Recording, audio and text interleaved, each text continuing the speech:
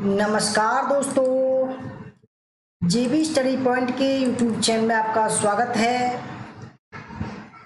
तो friends, NTA UGC net paper 1 UGC net प्रथम प्रश्न पत्र का शोध अभिक्षमता या अनुसंधान का ये प्रैक्टिस सेट 100 है। हमारा उद्देश्य है अब की बार नेट जेआरएफ पार।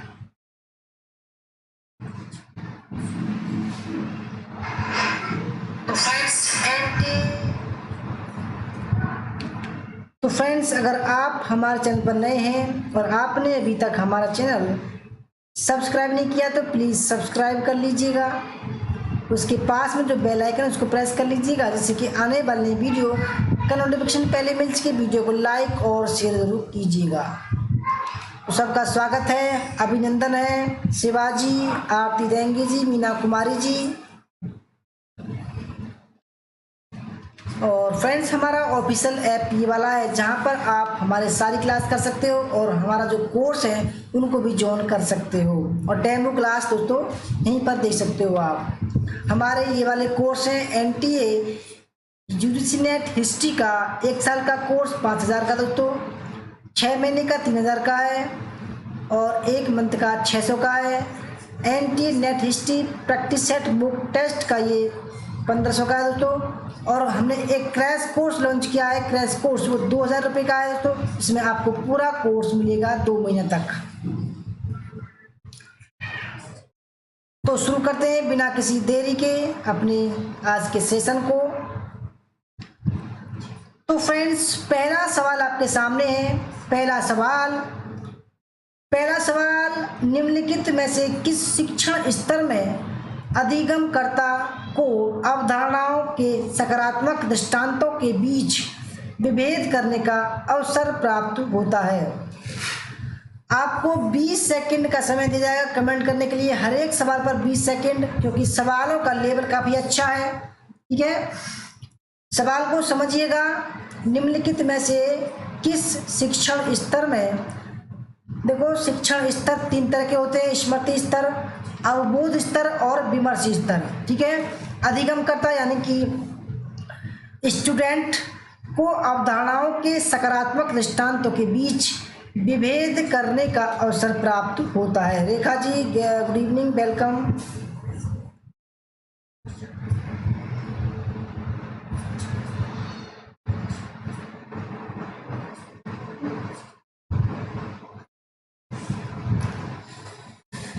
तो फ्रेंड्स देखो, पहले सवाल का जो राइट आंसर है वो है understand level, option number B या अवबोध स्तर। यानी कि जब शिक्षण जो अधिगम करता है वो ये समझता है कि भाई क्या गलत है, क्या गलत बुरा सही है दोस्तों, वो स्तर जो होता है उसका वो होता है understand level. Option number B इसका राइट आंसर है।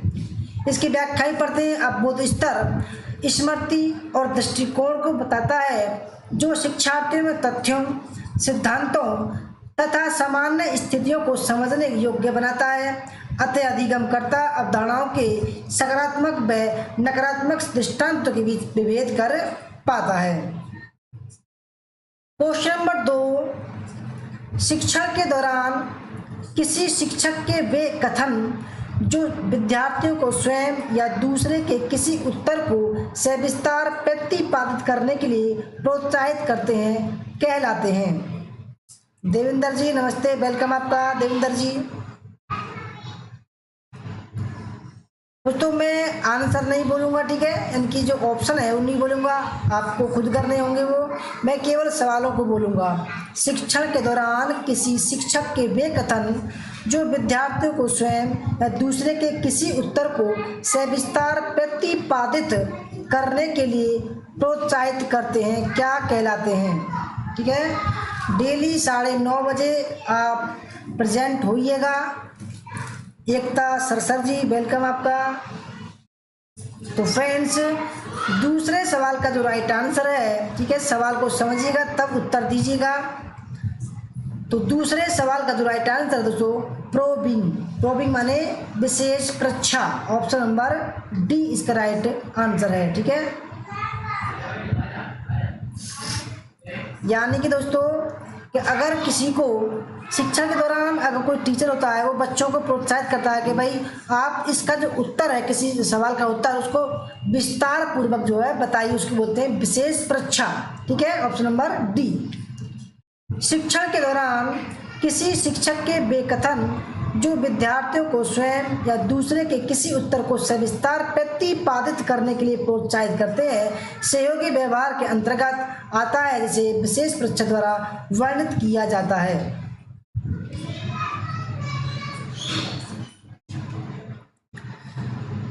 Mohan Sharma ji welcome. Question number 3 है, एक प्रभावी शिक्षक बनने की सक्षमता के संदर्भ में निम्नलिखित में से किसे अभिवृत्ति और धारणाओं के बजाय व्यवहारगत कहा जाएगा। ठीक है, सवाल का लेवल अच्छा है दोस्तों, सवाल को समझिएगा तब आंसर कीजिएगा। आप ये समझिएगा कि आप जो है एग्जाम में बैठे हुए हैं और पेपर 1 को सॉल्व कर रहे हैं, क्योंकि बिल्कुल सेम टू सेम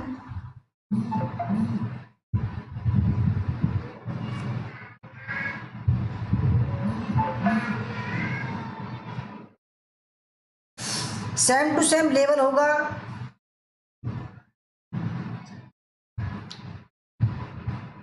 तो तीसरा सवाल दोस्तों आपके सामने है, एक प्रभावी शिक्षक बनने की सक्षमता के संदर्भ में निम्नलिखित में से किसे अभिवृत्ति और धारणाओं के बजाय व्यवहारगत कहा जाएगा। तो फ्रेंड्स इसमें ऑप्शन नंबर 2 संप्रेषणीयता यानी कि बोलने चालने की जो दोस्तों कौशल है वो अच्छा होना चाहिए। ठीक है, तीसरा भी ठीक है, प्रबंधन और निगरानी भी अच्छी होनी चाहिए, और टीचर का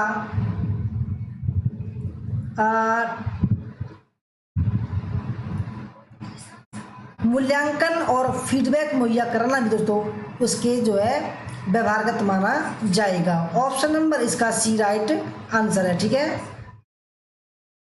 सक्षमता वह प्रयास है जो शिक्षक अधिगम प्रक्रिया को प्रभावी बनाता है।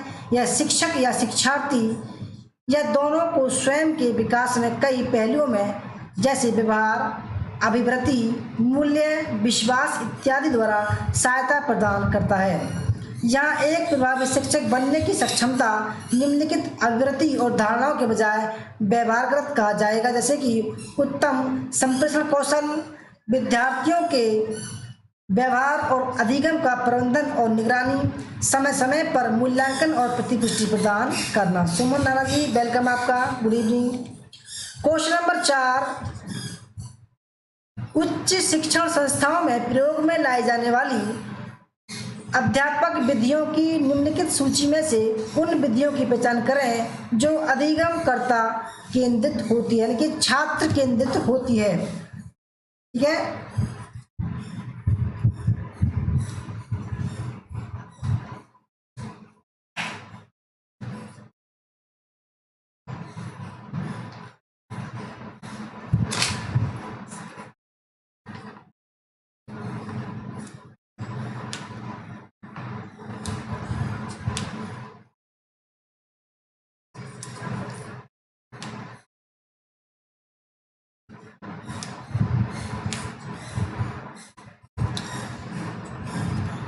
तो फ्रेंड देखो इसमें यानी कि जो छात्र केंद्रित होती है वो होती है, पहला चौथा ऑप्शन कंप्यूटर की सहायता से शिक्षण, और ऑप्शन नंबर 5 अनुरूपण और भूमिका निर्वाह। ऑप्शन नंबर इसका बी राइट आंसर है। जबकि जो है परियोजना कार्य ये टीचर केंद्रित होता है, चॉक एंड टॉक ये भी शिक्षक केंद्रित होता है, और श्रव्य दृश्य माध्यम के साथ व्याख्यान देना दोस्तों ये भी जो है शिक्षक केंद्रित होता है। ठीक है, ऑप्शन नंबर।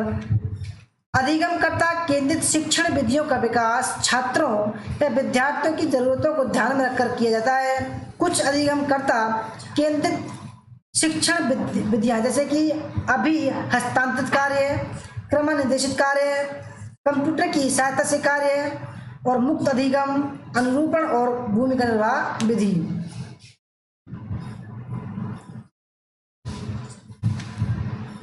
5वां सवाल, परिकल्पनात्मक निगमनात्मक शोध प्रतिमान का प्रयोग करने में निम्नलिखित में से किस क्रम को उपयुक्त माना जाता है? चलो मैं बोल देता हूं। पहला ऑप्शन है परिकल्पना निर्माण, परिकल्पना परीक्षण, सामान्यीकरण पर पहुंचना और निष्कर्ष। सेकंड है शोध समस्या निर्धारित करना, परिकल्पना निर्माण, परिकल्पना परीक्षण, सामान्यीकरण पर पहुंचना और निष्कर्ष।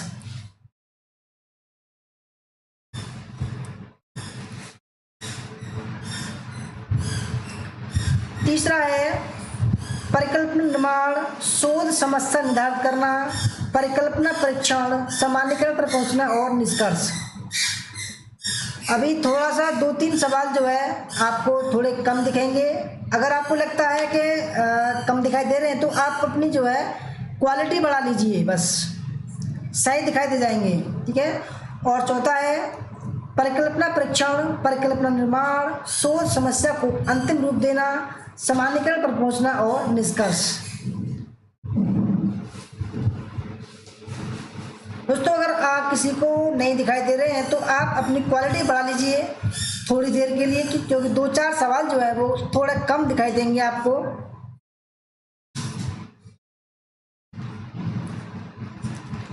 तो परिकल्पनात्मक निगमनात्मक शोध प्रतिमान का प्रयोग करने में निम्नलिखित में से किस क्रम को उपयुक्त माना जाता है?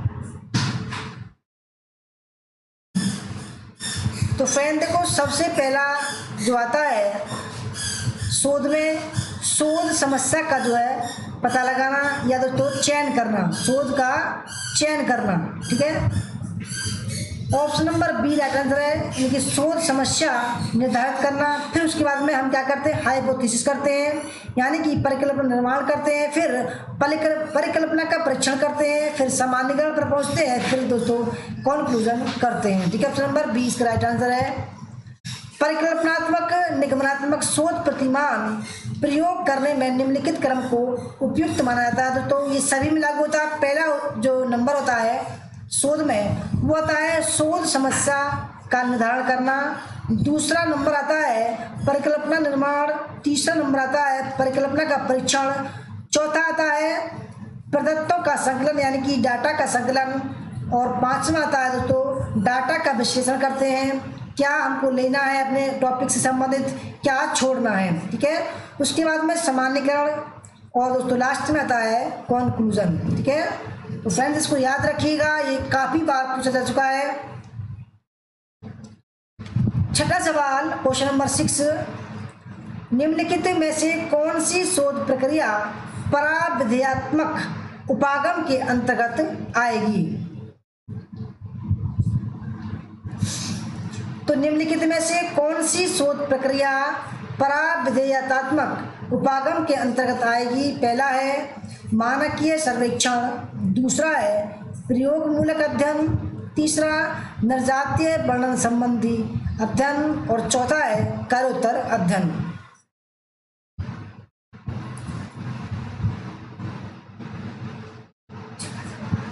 निम्नलिखित में से कौन सी शोध प्रक्रिया पराविद्यात्मक उपागम के अंतर्गत आएगी? तो फ्रेंड्स राइट आंसर है निर्जातीय वर्णन संबंधी अध्ययन, ऑप्शन नंबर एंथ्रोग्राफिक स्टडी, ठीक है। निर्जातीय वर्णन संबंधी अध्ययन पराविद्यात्मक उपागम अथवा उत्तर प्रत्यक्षवाद के अध्ययन के अंतर्गत आएगी। उत्तर प्रत्यक्षवाद उपागम पद्धतिगत बहुलवाद पर बल देता है। यह इस मान्यता पर आधारित है कि किसी शोध में अपनाई जाने वाली विधि या पद्धति उस शोध के शोध प्रश्न पर आधारित होनी चाहिए। यह वास्तविकता की व्यक्तिनिष्ठता से संबंधित होता है और प्रत्यक्षवादियों द्वारा अपनाए गए पूर्ण वस्तुनिष्ठता वाले लोग से दूर जाता है। क्वेश्चन नंबर 7, कोई महाविद्यालय अध्यापक एक शोध कार्यक्रम तैयार करता है जिसमें उसका उद्देश्य अध्यापन के दौरान अपनी कक्षा में सामाजिक भावनात्मक पहलू को सुधारना है। इस संदर्भ में निम्नलिखित में से कौन सी शोध विधि उपयुक्त मानी जाएगी? सवाल को समझिएगा दोस्तों, ठीक है, क्योंकि ऐसे ही सवाल आएंगे तो पहला है प्रयोग मूलक विधि, दूसरा वर्णनात्मक विधि, तीसरा ऐतिहासिक विधि और चौथा है क्रियात्मक अनुसंधान विधि। एक महाविद्यालय अध्यापक एक शोध कार्यक्रम तैयार करता है जिसमें उसका उद्देश्य है अध्यापन के दौरान अपनी कक्षा में सामाजिक भावनात्मक पहलू को सुधारना है। तो कौन सी विधि उसके लिए उपयुक्त होगी? तो फ्रेंड्स इसमें जो है वो एक्शन रिसर्च मेथड काम करेगा। ठीक है, ऑप्शन नंबर डी क्रियात्मक अनुसंधान विधि काम करेगा। क्रियात्मक अनुसंधान विधि उपयोगी होगी यदि कोई महाविद्यालय शिक्षक एक शोध कार्यक्रम तैयार करे जिसमें उसका उद्देश्य शिक्षण के दौरान अपनी कक्षा में सामाजिक भावनात्मक पहलू को सुधारना हो। क्रियात्मक शोध किसी समस्या को पहचानने और उसके निराकरण के लिए सुझाव देने के लिए आयोजित की जाती है। इसकी प्रकृति दोस्तों कैसी होती है? चक्रीय होती है।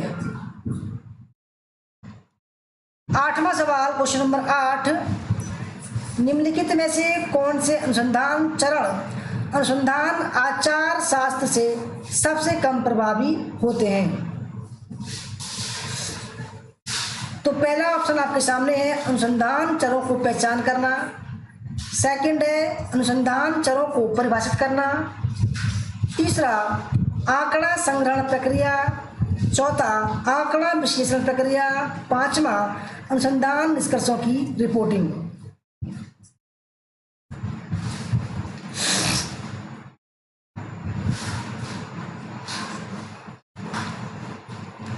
तो निम्नलिखित में से कौन से अनुसंधान चरण अनुसंधान आचार शास्त्र से सबसे कम प्रभावित होते हैं?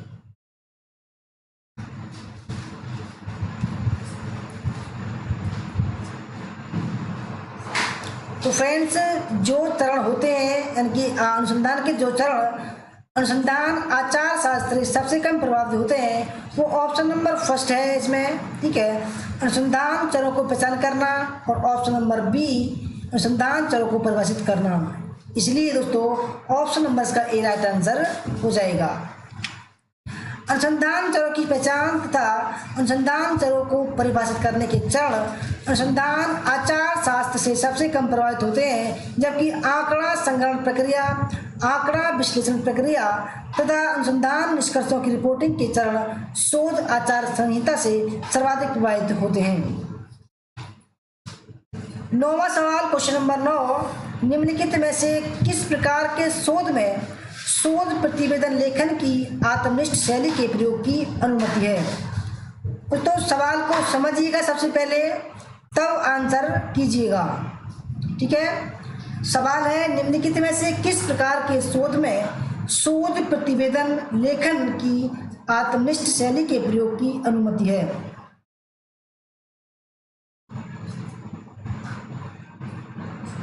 तो इसमें पहला आएगा आधारिक सिद्धांत मूलक शोध, सेकंड परीक्षण मूलक शोध, तीसरा सहभागी परीक्षण आधारित शोध और चौथा ऐतिहासिक शोध, पांचवा बेस्टी या केस स्टडी रिसर्च।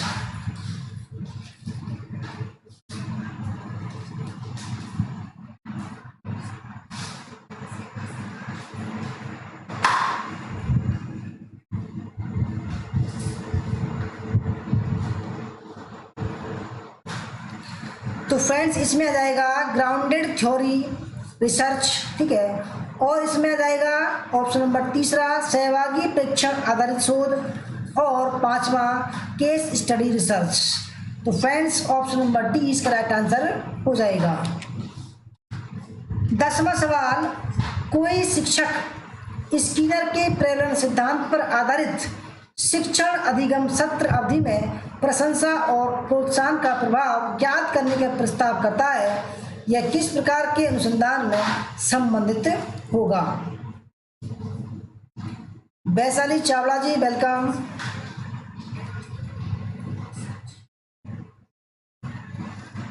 तो स्किनर एक विद्वान है जिनका प्रेवलन का सिद्धांत है। ठीक है, तो उन सिद्धांत पर आधारित शिक्षण अधिगम सत्र अवधि में प्रशंसा और प्रोत्साहन का प्रभाव ज्ञात करने का प्रस्ताव करता है। तो यह दोस्तों किस प्रकार का शोध होगा? तो फ्रेंड्स ये होगा एप्लाइड या अनुप्रयुक्त अनुसंधान। ऑप्शन नंबर डी इसका राइट आंसर है। यदि कोई शिक्षक स्किनर के प्रबलम सिद्धांत पर आधारित शिक्षण अधिगम सत्र अवधि में प्रशंसा और प्रोत्साहन का प्रभाव ज्ञात करने का प्रस्ताव करता है तो यह अनुप्रयुक्त अनुसंधान से संबंधित होगा। अनुप्रयुक्त शोध का प्रयोग समाज द्वारा सामना की जा रही विशेष व्यावहारिक समस्याओं के समाधान के लिए किया जाता है। इसका प्रयोग नीति निर्माण, प्रशासन और घटनाओं के अवबोध में किया जाता है। क्वेश्चन नंबर 11 देखते हैं। अब क्वेश्चन नंबर 11 है, सूची फर्स्ट को सेकंड से मिलाना है। सूची फर्स्ट में अनुसंधान पद और सेकंड में विवरण। तो सूची फर्स्ट में देखते हैं शोध समस्या, सेकंड में शोध परिकल्पना, थर्ड में है अध्ययन का प्रतिदर्श और चौथा है शोध उपकरण। सूची सेकंड में देखते हैं पहला प्रविधियां जिनका प्रयोग करके आंकड़े एकत्रित किए जाते हैं, सेकंड परिभाषित समुच्चय या समग्र में से लिया गया उपसमुच्चय, थर्ड किसी शोध प्रश्न का कोई अंतिम समाधान या उत्तर, ऑप्शन नंबर 4 है शोध प्रश्न जिसका उत्तर दिया जाता है।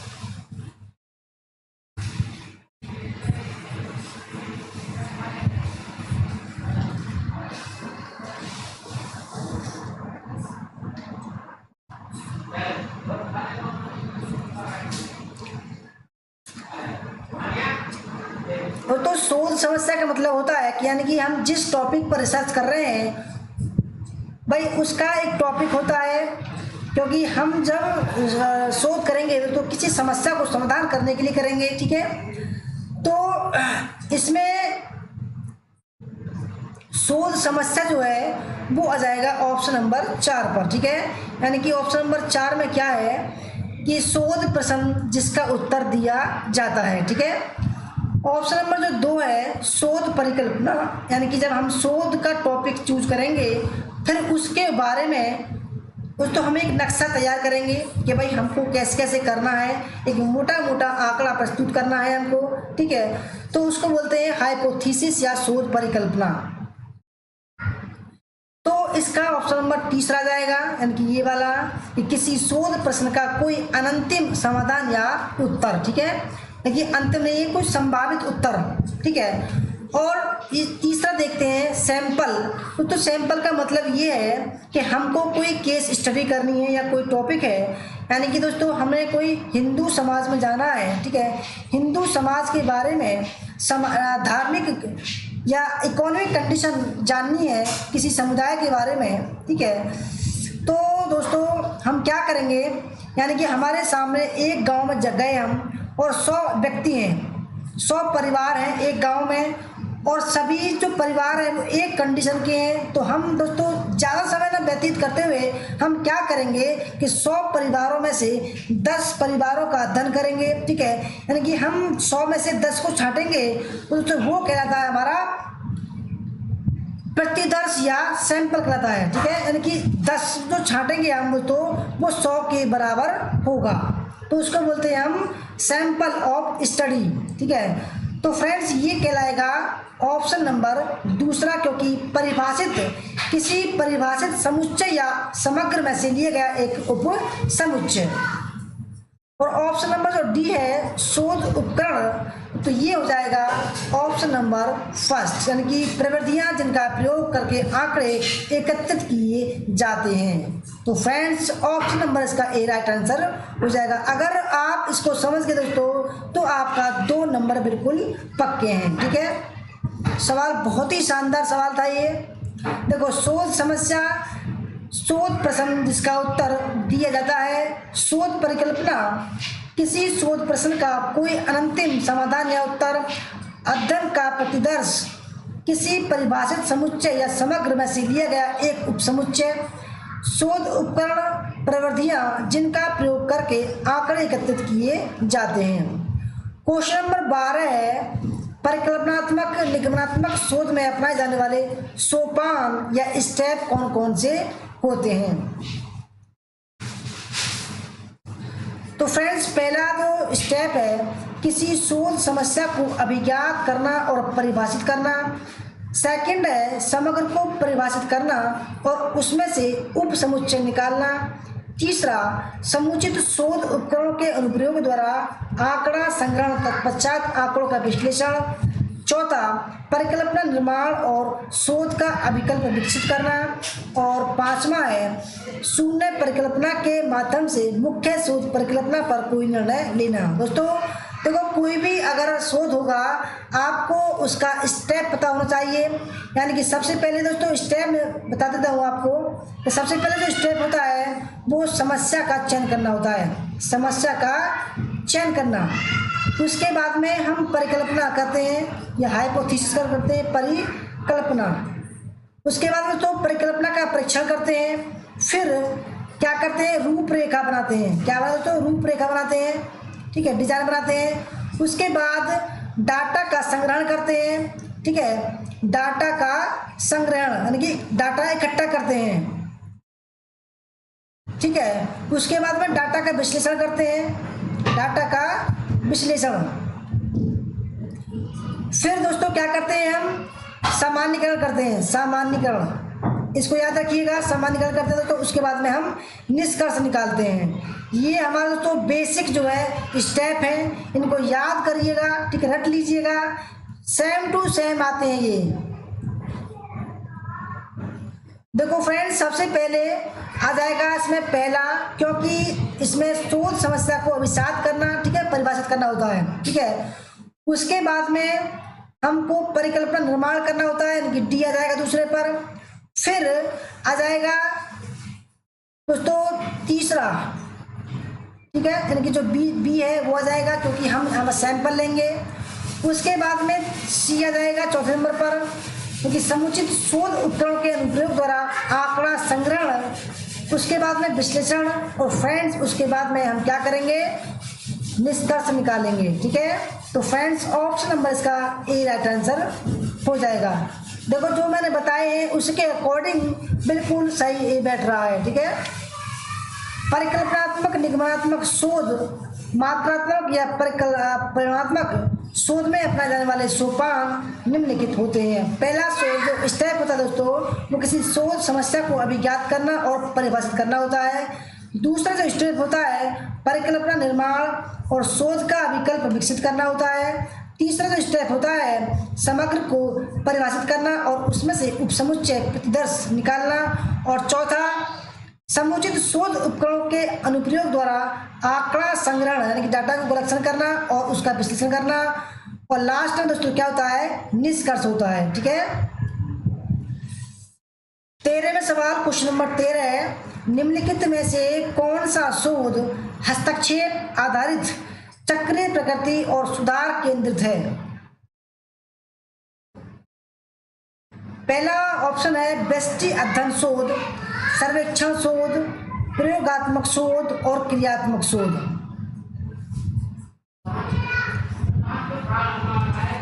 तो इन चारों शोधों में से कौन सा शोध हस्तक्षेप आधारित चक्रीय प्रकृति का और सुधार केंद्रित होता है? तो फ्रेंड्स इसका राइट आंसर कौन सा हो जाएगा, ऑप्शन नंबर डी हो जाएगा, यानी कि एक्शन रिसर्च या क्रियात्मक शोध। इसमें दोस्तों क्या क्या होता है, हस्तक्षेप होता है, ठीक है, हस्तक्षेप होता है और ये चक्रीय प्रकृति का होता है, ठीक है, और इसमें सुधार करने की गुंजाइश भी होती है। ये इसको दोस्तों नोट डाउन कर लेना। क्रियात्मक शोध हस्तक्षेप आधारित चक्रीय प्रकृति और सुधार केंद्रित होती है या किसी समस्या को पहचानने व उसके निदान हेतु सुझाव देने के लिए आयोजित की जाती है। इसकी प्रकृति चक्रीय होती है। क्रियात्मक शोध का प्रयोग प्राय दैनंदिन विद्यालय संबंधी समस्या को समाधान करने हेतु किया जाता है।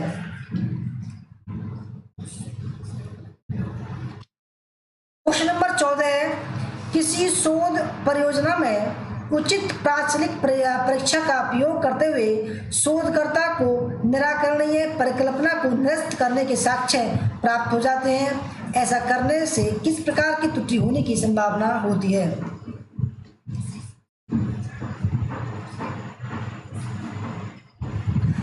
पहला है अल्फा त्रुटि, दूसरा बीटा त्रुटि, तीसरा अल्फा और बीटा दोनों या इनमें से कोई भी नहीं। दोस्तों सवाल थोड़े हार्ड लग रहे होंगे, परंतु देखो जैसा लेवल का एग्जाम होता है आपका पेपर फर्स्ट का, ऐसे ही आपको सवाल दिए जा रहे हैं। ठीक है, ऐसा नहीं है दोस्तों कि बिल्कुल हल्के लेवल के एग्जाम पेपर सवाल दिए जा रहे हो आपको। देखो जैसा आप एग्जाम में पाओगे ऐसा आपको सवाल का लेवल दिया जा रहा है। अगर आपको दोस्तों 1-2% अच्छा लग रहा है तो लाइक कर दीजिएगा, शेयर कर दीजिएगा और हमारे चैनल को ज़रूर सब्सक्राइब कीजिएगा।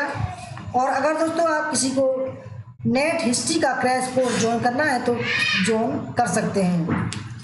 तो 14वें सवाल का राइट आंसर है अल्फा त्रुटि, ऑप्शन नंबर फर्स्ट। एक शोधकर्ता शून्य परिकल्पना जो वास्तव में सत्य हो को निरस्त कर देता है तो इसे अल्फा त्रुटि या प्रकार कहते हैं। इसके विपरीत यदि शोधकर्ता शून्य परिकल्पना जो वास्तव में असत्य हो को निरस्त करने में असमर्थ रहता है या अस्वीकृत कर लेता है तो उसे बीटा त्रुटि कहते हैं।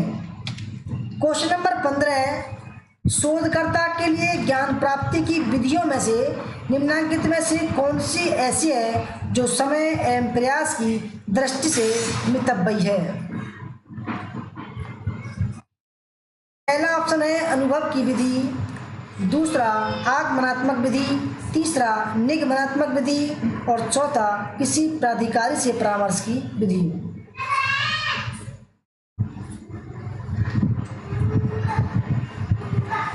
तो ऐसी कौन सी विधि है जो समय एवं प्रयास की दृष्टि से मितव्ययी है? ठीक है, जो कम समय लेती हो।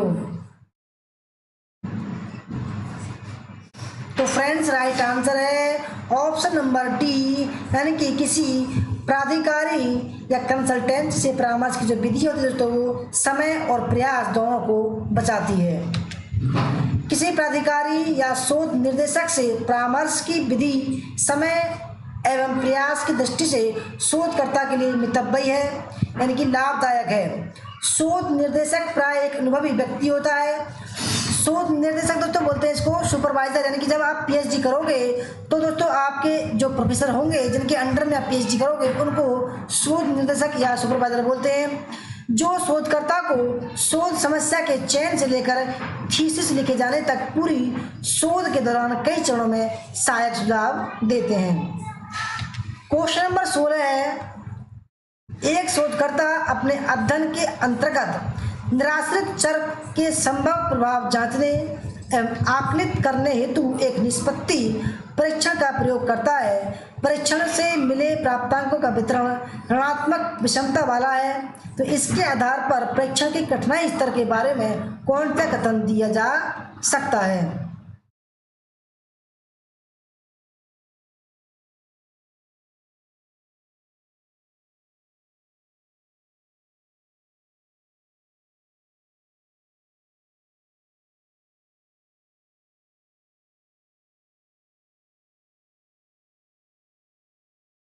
फ्रेंड्स राइट आंसर इसका परीक्षण अत्यंत सरल है। ठीक है, 17वां सवाल, शोध में निम्नलिखित में से किन चरणों में आईटीसी, यानी कि दोस्तों आईटीसी का मतलब होता है ITC information sorry ICT information communication technology. ठीक है, शोध में निम्नलिखित में से किन चरणों में आईसीटी समर्थन के विनियोजन की गुंजाइश अपेक्षाकृत अधिक होती है?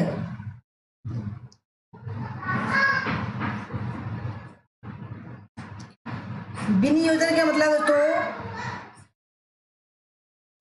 देखो आईसीटी यानी कि शोध में किस किस शोध में जो है आईसीटी का प्रयोग जो है करने से वो जो शोध है वो दोस्तों अच्छे लेवल का हो जाता है। ठीक है, किस तरीके का जो प्रयोग है दोस्तों, यानी कि किस विधि में हम आईसीटी का प्रयोग करें ताकि जो है शोध अच्छी तरीके से हो जाए। पहला है समस्या प्रतिपादन, दूसरा परिकल्पना निर्माण, तीसरा प्रदत्त संकलन, चौथा प्रदत्त विश्लेषण और पांचवा है प्रदत्त निर्वचन। तो फ्रेंड देखो, शोध की जो विधि में हम आईसीटी का प्रयोग कर सकते हैं और अपने शोध को अच्छा बना सकते हैं वो है डाटा का संकलन और डाटा का विश्लेषण। ठीक है दोस्तों, इन दोनों जो विधि होती हैं, जो स्टेप होते हैं, इनमें आईसीटी का प्रयोग हम करें तो दोस्तों अपने शोध को हम एक उच्च लेवल तक पहुंचा सकते हैं। ऑप्शन नंबर इसका सी राइट आंसर हो जाएगा। शोध के प्रदत्त संकलन और प्रदत्त विश्लेषण चरणों में आईसीटी के अनुप्रयोग का महत्व अपेक्षाकृत अधिक होता है। प्रश्नावली को ईमेल करके, ऑनलाइन सर्वे कराकर शोध संबंधित प्रदत्त संकलन में आईसीटी सहायक सिद्ध होता है। इसके अलावा विभिन्न प्रामितिक तथा अप्रामितिक परीक्षणों तथा विभिन्न जटिल सांख्यिकी गणनाओं में कंप्यूटर तथा इंटरनेट पर उपलब्ध पैकेजों का विशेष प्रयोग विश्लेषण प्रक्रिया को आसान बना देता है। क्वेश्चन नंबर 18 देखते हैं।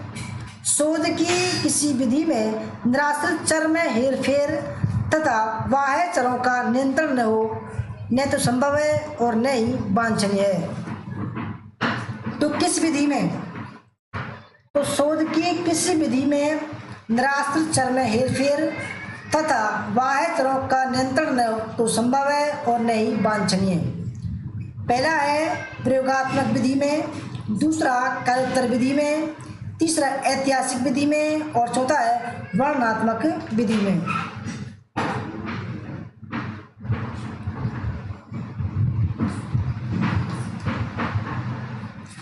दोस्तों जो चर होते हैं वो 3 प्रकार के होते हैं। पहला है आश्रित चर, ठीक है, दूसरा है निराश्रित चर, निराश्रित, और तीसरा है वाहचर।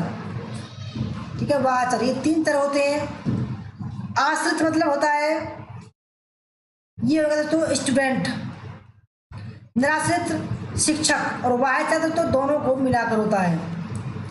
तो किस विधि में चर में हेरफेर तथा वाहचरों का नियंत्रण न तो संभव है और न ही वांछनीय है। तो फ्रेंड्स राइट आंसर है एक्स पोस्ट फैक्टो मेथड, यानी कि कार्योत्तर विधि। कार्योत्तर अथवा घटनोत्तर शोध विधि में निराश्रित अथवा स्वतंत्र चर में हेरफेर चरों का नियंत्रण तो संभव है और न ही वांछनीय है। कार्योत्तर शोध किसी घटना के घटित होने के बाद अथवा घटना के घटित होने के दौरान कार्यान्वित की जाती है। यानी कि दोस्तों कहीं एक्सीडेंट हो गया तो दोस्तों हम एक्सीडेंट के बाद में एक्सीडेंट कैसे हुआ उसके कारण की जांच करने के लिए हम कार्योत्तर विधि का प्रयोग करते हैं, कार्योत्तर शोध करते हैं। ठीक है, तो यह प्राय सामाजिक विज्ञान और व्यापारिक संस्थाओं द्वारा प्रयोग में लाई जाती है। क्वेश्चन नंबर 19 देखते हैं। निम्नांकित में से उन कथनों की पहचान कीजिए जो गुणात्मक शोध के प्रतिमान की विशेषताओं को परिलक्षित करते हैं। तो इसमें पहला है शोधकर्ता अपने प्रदत्तों का विश्लेषण आगमन रीति से करने की ओर उन्मुख होते हैं। सेकंड, मुख्य शोध परिकल्पना शून्य परिकल्पना के माध्यम से परीक्षित होती है। तीसरा, प्रदत्त शब्दों एवं चित्रों के रूप में होते हैं। चौथा, वास्तविक परिदृश्य प्रदत्तों के प्रत्यक्ष शोध होते हैं। और पांचवा, इसमें यह माना जाता है कि सामाजिक तथ्य एकल वस्तुनिष्ठ यथार्थ के रूप में पाए जाते हैं। दोस्तों देखो, आपको कम समझ में आ रहा होगा मैं मानता हूँ, क्योंकि दोस्तों ये काफ़ी बड़े बड़े सवाल हैं। ठीक है, और जब तक आप अच्छी तरह से नहीं समझोगे दोस्तों, 1-2 बार इस वीडियो को नहीं देखोगे तब तक ये समझ में आने वाले नहीं हैं। एक बार और देखिएगा इस वीडियो को। दोस्तों अगर आपको ये समझ में आ गए रिसर्च वगैरह, ठीक है, और टीचिंग वगैरह, तो दोस्तों आप जिंदगी भर नहीं भूलोगे और एग्जाम में टॉप मार्क लाओगे। तो 19वें सवाल में ऑप्शन फर्स्ट है, शोधकर्ता अपने प्रदत्तों का विश्लेषण आगमन नीति से करने की ओर उन्मुख होते हैं, और सी प्रदत्त चित्रों एवं शब्दों के रूप में होते हैं, और डी वास्तविक प्रदर्शन प्रदत्तों के प्रत्यक्ष स्रोत होते हैं। ऑप्शन नंबर इसका डी राइट आंसर है। गुणात्मक शोध का प्रयोग वांछनीय गुणों, व्यवहारों और अभिवृत्तियों के अध्ययन में किया जाता है। गुणात्मक शोध प्रतिमान की मुख्य विशेषता निम्नलिखित है। पहली विशेषता, शोधकर्ता प्रदत्तों के विश्लेषण में, यानी कि दोस्तों प्रदत्त माने डाटा, जो भी हम अपनी थीसिस या पीएचडी के लिए डाटा कलेक्ट करते हैं तो उसको बोलते हैं हम प्रदत्त। प्रदत्तों के विश्लेषण में आगमनात्मक तर्क उपागम का उपयोग करते हैं। सेकंड विधि विशेषता, प्रदत्त शब्दों एवं चित्रों के रूप में होते हैं। तीसरी विशेषता, इसके अंतर्गत वास्तविक प्रदर्शन प्रदत्तों अथवा आंकड़ों के प्रत्यक्ष स्रोत होते हैं। चौथी विशेषता, यह शोध प्रतिमान नम्य लचीला होता है। और पांचवी विशेषता, यह प्रदत्तों की कम संख्या तथा कम सांख्यिकीय विश्लेषण पर निर्भर करता है। और हमारा लास्ट सवाल, 20वां सवाल, परिमाणात्मक शोध प्रतिमान के अंतर्गत निम्नांकित में से किन प्रतिदर्श प्रतिचयन विधियों को वरीयता दी जाती है? प्रतिदर्श मतलब तो होता है सैंपल लेना। तो पहला है साधारण यादृच्छी प्रतिचयन, दूसरा है अनुपातिक प्रतिचयन, तीसरा है कोटा प्रतिचयन, और चौथा हिमगेंद या स्नोबॉल सैंपलिंग, और पांचवा व्यवस्थित प्रतिचयन। दोस्तों ये सैंपल के प्रकार हैं, ठीक है। सैंपल यानी कि प्रतिचयन के प्रकार है, ये सभी प्रतिचयन के प्रकार। तो सवाल को समझिएगा। परिमाणात्मक शोध प्रतिमान के अंतर्गत परिमाण यानी कि हम कह सकते हैं भाई किसी की लंबाई चौड़ाई भी जो है परिमाण में आता है। तो परिमाणात्मक शोध प्रतिमान के अंतर्गत निम्नांकित में से किन प्रतिदर्श प्रतिचयन विधियों को वरीयता दी जाती है? तो इस सवाल को अगर जब तक मैं आपको आंसर बताऊंगा तो आप इसको नोट बना लीजिएगा। 100% एक सवाल इसमें से आएगा।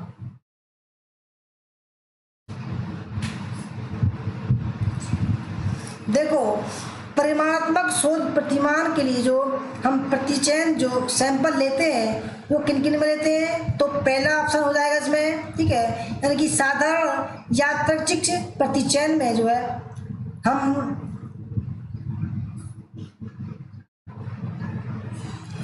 ठीक है, पहला ठीक हो जाएगा। और इसमें से दोस्तों दूसरा सही हो जाएगा, यानी कि अनुपातिक प्रतिचयन में भी इसका प्रयोग करते हैं।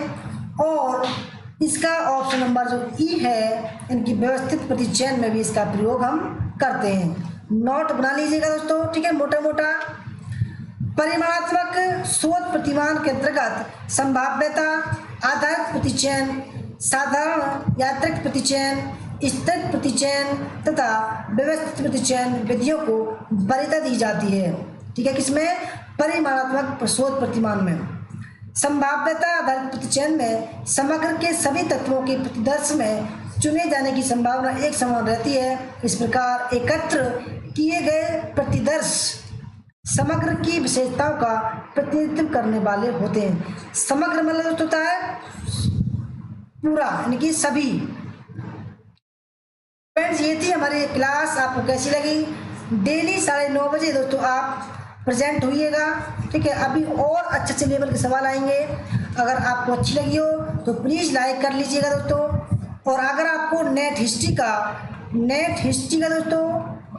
हिस्ट्री का आपको क्रैश कोर्स लेना है तो हमारा नंबर है 8218345167 पर संपर्क कर सकते हैं, ठीक है दोस्तों। क्रैश कोर्स 2 महीने का क्रैश कोर्स है, आपको केवल 2000 रुपये का दिया जा रहा है। फुल कोर्स मिलेगा आपको, 50,000 सवाल मिलेंगे आपको, और उसमें आपको प्रैक्टिस सेट और मॉक टेस्ट भी मिलेंगे। धन्यवाद दोस्तों क्लास करने के लिए। जय हिंद, जय भारत, वंदे मातरम। मिलते हैं कल 9:30 बजे। तब तक के लिए टाटा बाय बाय। जय हिंद, जय भारत, वंदे मातरम। तो सभी अपने आंसर बताइएगा कितने आपके सही हुए हैं, ठीक है, क्लास के।